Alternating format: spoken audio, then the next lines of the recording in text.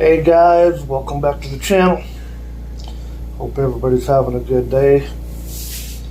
I thought I'd talk about driving rideshare. Talked to a couple different people that's asked about my opinion. I've talked to a couple drivers, got their opinions and the pros and the cons, and thought I'd share them a little bit. One of the things that some of the drivers have explained to me is passengers. A lot of the passengers, they say, are very nice people, very good people. They have good conversations, everything goes good.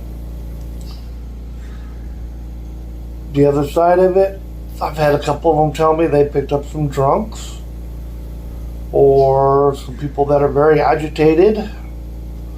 You know, you don't know how people's days are going. You don't know what they're going through. So, it's something to keep in mind. Could be a good thing, could be a bad thing. You're driving your own vehicle. You're putting wear and tear on your vehicle. You're letting people in and out of your vehicle.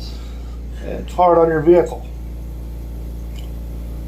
On the other side of that, you know how it's maintained. You know it's reliable. You know what's going on with it. You're more comfortable in it. It's a good and a bad thing. You can rent or lease from some of these platforms. You can rent anywhere from a Tesla to a Prius. You know, everything in between. I had a driver tell me that he rented I believe it was a Jeep Liberty or one of those, I don't know. Little SUV. That he enjoyed it. You know, he knew how much money he had to make each week to keep the car. He knew how much he had to go out and run.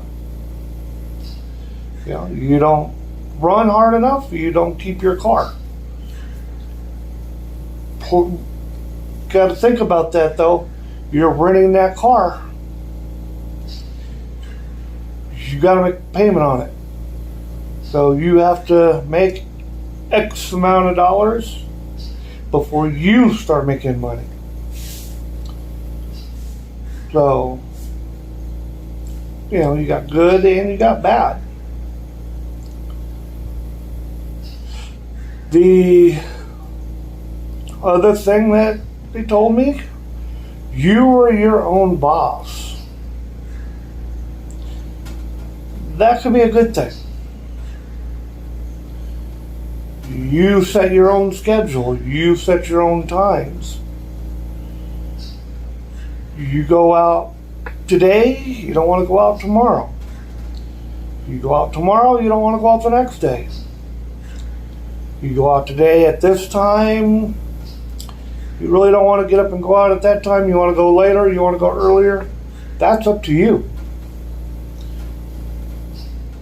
The other thing about it, if you're expecting to make money doing this, if you don't go out, you don't get paid. If you can't be self-motivated,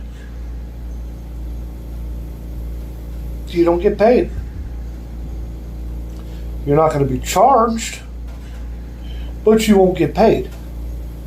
So, it's a good thing, it could be a bad thing. It's kind of a 50-50. It's a give and take. You have to decide what is right for you. One thing I was told is you have to get used to strangers being in your vehicle. You have to get used to people being behind you. You know, that's kind of that's a given. A lot of people don't like that. A lot of people do.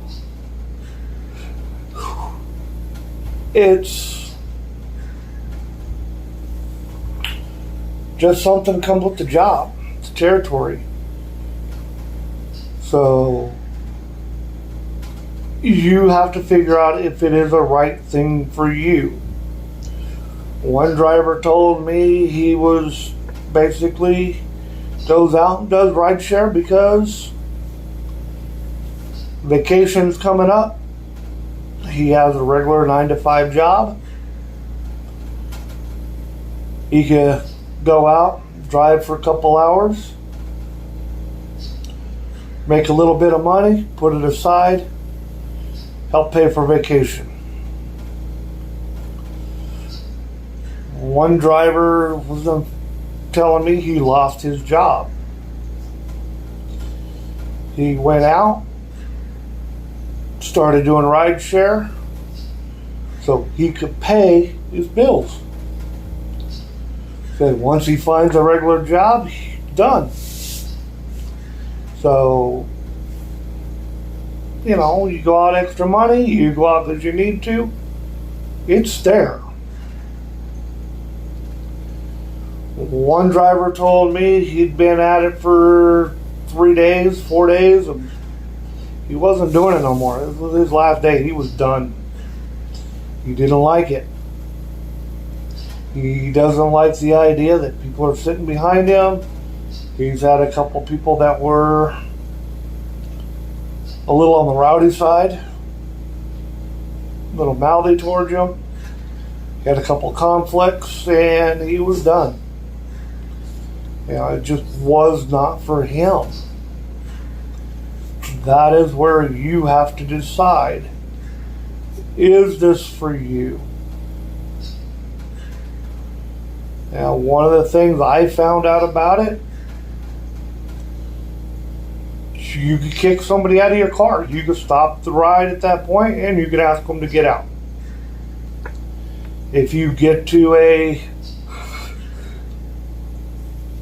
house, a pickup, and they walk out with a big Great Dane dog, you don't want a Great Dane dog in your car.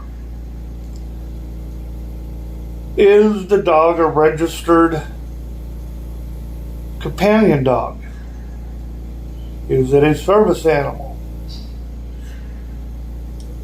I looked up a couple of the rules and regulations, and if it's a CNI dog or some kind of companion dog like that, a service dog, you're not allowed to discriminate against that dog being in your car. But if it's just a pet, you don't have to let it. On the other hand, walk out with this Great Dane and say, "Oh, it's my service dog. I have issues. I can't be alone. He keeps me calm." Find somebody that'll have a dog in your car. What are they going to do? Fire you? Basically kick you off the app? Oh well. You know, it's one of those things. It's your vehicle. You have to realize what you're going to put up with.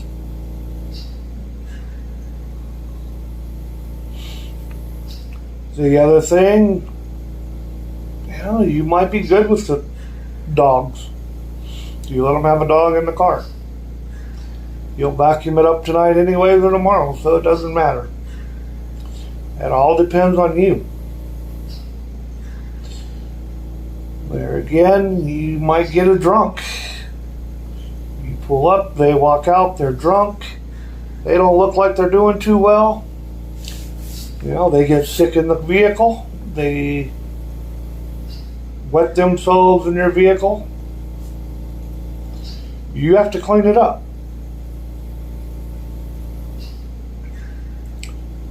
You know, but you can tell them, "Hey, I don't feel like this is going to be a good thing. I'm going to go ahead and cancel the ride.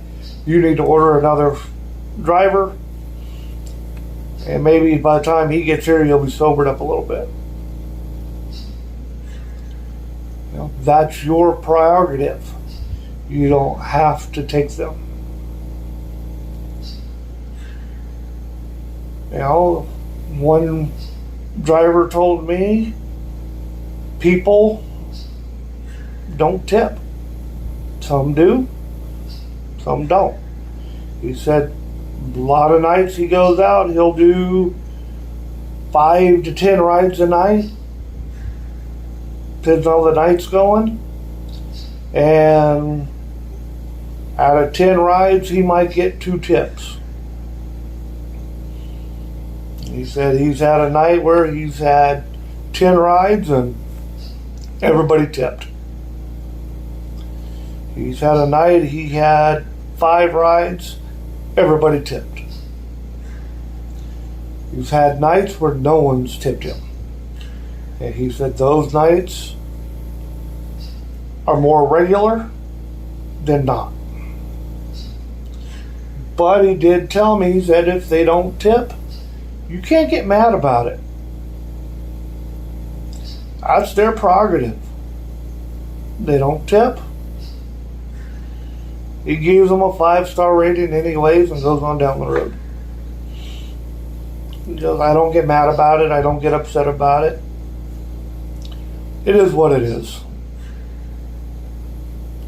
He said, you gave me a $20 tip in cash. Great. You're still going to get a 5-star rating and I'm still going to go down the road. It's the way it is. You can't get upset. So, what I found out, my advice, the best thing to do is, if you want to try it, sign up for whatever app you want to do, whatever platform.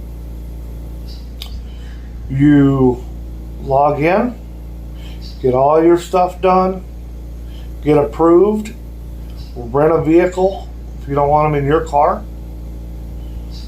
If you get approved for that, go try it. If you don't like it, turn the car back in. You don't ever have to log back on that app again. But it's there. You don't delete it. And remember, as long as you keep your stuff current, if you ever need the money, it's there. It's one of those jobs that you make of it what you make of it. It could be a good thing because you made it a good thing. There's a reason why you're doing it. Or it could be a bad thing because you don't like having people. You don't like the areas you run into. On that side of it, if you don't like the area that someone's going into, you mark it as a last ride, drop them off, bounce out of the area, log back in. You don't have to stay.